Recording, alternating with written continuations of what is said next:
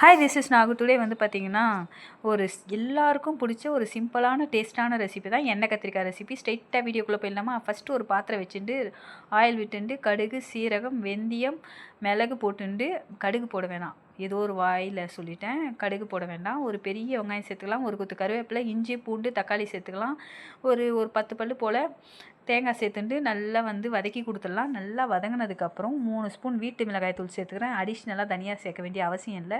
So கலந்து கொடுத்துட்டு சூடு ஆறுனதுக்கப்புறம் நைஸாக அரைச்சி எடுத்துக்கணும். நீங்கள் நினைக்கலாம் என்னடா இஞ்சிலாம் சேர்க்குறீங்களே, டேஸ்ட் எப்படி இருக்கும்னு.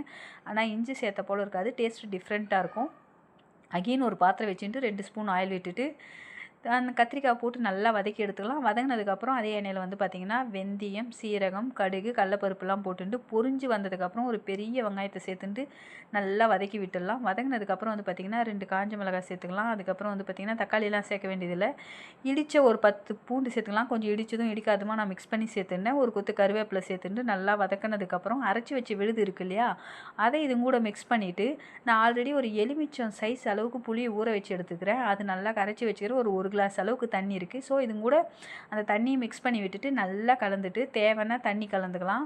ஸோ ரொம்ப கட்டியாக கிரேவியாக வேணும்னா தண்ணி கலந்துக்க வேண்டிய அவசியம் இல்லை. ஸோ கலந்து கொடுத்துட்டு உப்புலாம் சேர்த்துட்டு கத்திரிக்காய் இது கூட மிக்ஸ் பண்ணிவிட்டு ஒரு 7 நிமிஷம் போல் சிம்மில் வச்சு விட்டுட்டிங்கன்னா அவ்வளோ சூப்பராக இருக்கும்.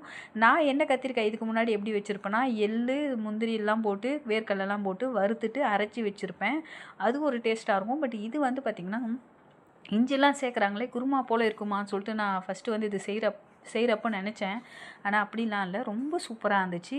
நம்ம ஒரு அப்பளம் வச்சுட்டு இந்த எண்ணெய் கத்திரிக்காய் வச்சுட்டு சாப்பிட்றோன்னா அவ்வளோ சூப்பராக இருக்கும், ரொம்ப டேஸ்ட்டாக இருக்கும். நான் ரேண்டமாக இன்ஸ்டாகிராமில் பார்த்த வீடியோ தான், அவங்களுடைய ரெசிபி தான். ஆக்சுவலாக இது என்னுடைய ரெசிபி இல்லை. என்னுடைய ரெசிபி வந்து பார்த்திங்கன்னா வேர்க்கடலையெல்லாம் அரைச்சி போட்டு வச்சுருப்பேன். இது ரொம்பவுமே டேஸ்ட்டாக டிஃப்ரெண்ட்டாக இருந்துச்சு. ஸோ ஃபைனலாக வந்து பார்த்திங்கன்னா கொத்தமல்லிலாம் தூவிட்டு இறக்கிடுங்க, சூப்பராக இருக்கும். ஒரு டேஸ்டியான ரெசிபி. அண்ட் தேங்க்யூ ஃபார் வாட்சிங்.